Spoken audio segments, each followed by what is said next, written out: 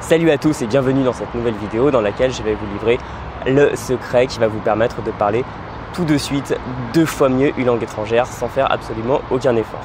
Donc là, arrivé là, je suis sûr que vous allez vous dire « Mais Pierre, tu as complètement craqué, généralement tu dis que ce genre de promesse est complètement illusoire, que c'est des conneries, et effectivement c'est une blague. » Il est impossible d'arriver à ce résultat sans effort, et surtout tout de suite, mais il existe quand même une chose dont je voulais vous parler qui va vous permettre non pas de progresser instantanément dans une langue, mais d'être perçu comme meilleur que vous n'êtes et d'améliorer finalement la facilité et la fluidité de vos conversations. Donc ce secret ne repose pas dans votre maîtrise de la langue, dans votre correction, dans votre accent, mais tout simplement dans une sorte d'état d'esprit. Et sans plus tarder, je vais vous dire de quoi il s'agit. Il s'agit tout simplement de l'aplomb avec lequel vous allez parler cette langue. Ce que j'entends par là, c'est que si vous parlez avec une certaine fierté, si vous parlez haut et fort dans une langue étrangère, eh bien vous serez perçu comme un meilleur locuteur, un locuteur ayant un meilleur niveau qu'une personne qui parlerait tout doucement, lentement et de manière hésitante. Voilà, c'est fou, mais en fait ça fait vraiment absolument toute la différence. Et pour illustrer ça, je vais vous donner un petit exemple d'une situation qui m'est arrivée récemment. Donc vous n'êtes pas sans savoir que je suis parti récemment en Slovaquie et puis en République tchèque. Et j'ai appris quelques petits mots comme ça. J'avais fait d'ailleurs une vidéo là-dessus sur les guides de voyage et de conversation avec des mots à apprendre. Bon voilà, j'avais fait mon petit vocabulaire de base histoire de au moins parler quelques mots dans la langue locale. Et en fait, j'avais pris tellement l'habitude de dire certains mots en slovaque puis en tchèque que finalement, je les répétais dans chaque commerce sans arrêt, et ça a fini par rentrer. Et ce qui s'est passé, c'est qu'à la fin, j'étais dans l'aéroport, dans la boutique de l'aéroport plus précisément, où j'étais allé acheter 2-3 bricoles. Et quand je suis arrivé vers la caissière, je lui ai dit tout naturellement « Dobry den » ou alors c'était peut-être « Dobry večer », ce qui veut dire soit « bonjour », soit « bonsoir » en tchèque, vous l'aurez compris. Et en fait, ce qui s'est passé, c'est que je sais même pas si mon accent est vraiment bon, s'il y a des locuteurs du tchèque, vous pourrez me corriger. Mais en tout cas, je l'ai dit finalement avec un tel naturel que tout à coup, la caissière m'a répondu entièrement en tchèque. C'est-à-dire, elle m'a fait une longue phrase entièrement en tchèque et la seule chose que j'ai réussi à comprendre, c'était « prosim » à la fin, ce qui veut dire « s'il vous plaît ». Donc j'ai juste réussi à comprendre qu'elle me demandait quelque chose, mais quoi? Impossible de le savoir. Et après j'ai dû faire un rétropédalage vu que j'étais surpris par son flux de parole en tchèque en lui disant en anglais désolé en fait je parle pas tchèque. Et donc après on a pu très bien se comprendre en anglais. Mais c'est pas totalement anodin et si vous avez déjà parlé pas mal de langues, ça a pu vous arriver.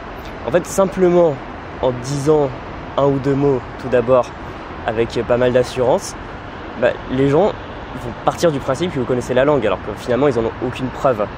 Ça m'est déjà arrivé aussi, c'était à Rome il y a quelques années, je m'étais retrouvé dans une soirée internationale et il y avait un chinois et je lui ai dit ni hao.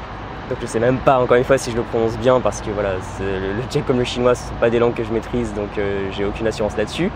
Et finalement je lui ai dit tellement spontanément qu'il m'a répondu en anglais « Waouh, tu parles chinois, c'est trop bien !» Mais bon après j'ai dû lui dire que je parlais absolument pas chinois et on a conversé en italien je crois par la suite. Donc voilà, si ça ne va pas vous faire parler par magie une langue parce que ça ne m'a pas fait parler le tchèque par magie, c'est quand même un conseil qui est assez intéressant parce que ça va changer toute la perception que vont avoir de vous les locuteurs natifs de cette langue. C'est peut-être fou, ça peut sembler peut-être un peu paradoxal, mais généralement on va considérer comme plus avancé une personne qui va parler assez vite avec pas mal d'assurance, même si elle fait des fautes, même s'il y a 2-3 couacs de prononciation, même s'il y a 1 ou 2 expressions bizarres par-ci par-là. Et cette personne, on va la considérer comme plus avancée qu'une autre personne qui va parler de manière plus correcte, mais qui va le faire de manière hésitante ou même qui va s'excuser sur son niveau en langue. Voilà, c'est peut-être un peu bizarre, mais en tout cas c'est comme ça. En plus, outre l'aspect plaisir d'être pris pour un bon locuteur, ça peut être très bien, surtout à l'étranger, quand vous voulez parler la langue, et ça évitera que les gens à qui vous vous adressez passent subitement l'anglais ou votre langue maternelle, en l'occurrence le français.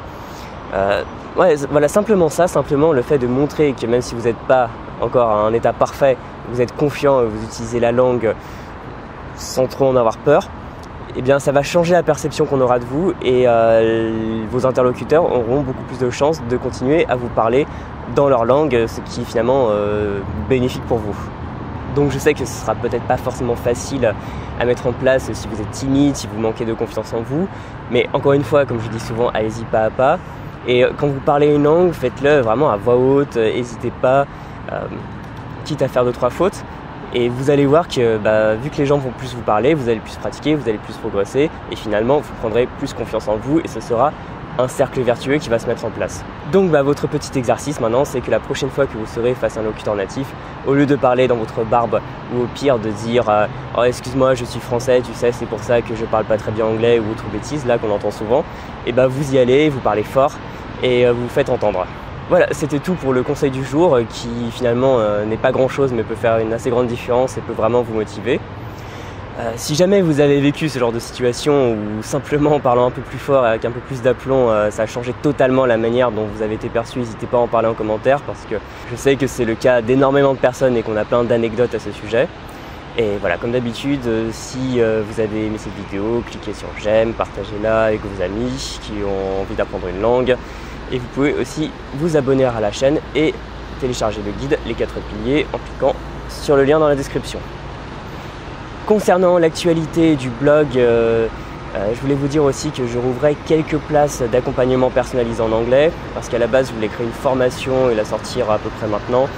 Voilà, pour des raisons de calendrier j'ai pas pu, ce sera plutôt en juillet, ce sera une formation vraiment pour les vacances qui parlera beaucoup de voyages et de pratiques à l'étranger. Mais comme j'ai pas eu le temps de le faire, ça me laisse un petit peu plus de disponibilité pour vous accompagner personnellement dans votre apprentissage de l'anglais. Donc si vous avez des besoins à ce niveau-là, vous avez toutes les infos dans le lien dans la description, j'en dis pas plus. Et je vous souhaite toujours bon courage dans votre projet, beaucoup de plaisir et à très bientôt. Salut!